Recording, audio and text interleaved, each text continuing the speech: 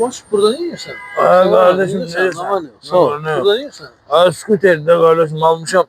Manatdan bırakıram. Uşaqlar sürmək istəyənlər sürürlər də. Mən də sürmək istəyirəm. Onda belə yox kardeşim. 10 manat ver. Niyə hamıya 1 manat mən 10 manat? 2 gün səndə qalsın, problem yoxdur. Ne vaxtın var, onu da gəlib götürürəm sənə. Bəs indi bununla qaytarma necə olacaq? Ne vaxtın var, harada saxlayırsa özüm gəlib götürürəm var. Dəqiq baş. Kardeşim, dəqiq. Verim də 10 manat. Mən şey olsa, nə vaxt olsa problem yoxdur. Problem yox. Hiçbir şey kardeşim, onda skuter səndən mən getdim də, özümə ait ol. Sağ ol. Kimi vasıfsın almışsın? Vasıfçıdır mənim deyil. Nətəyən vasıf? Tanımıram, mənim skuterim, mənə qalsın.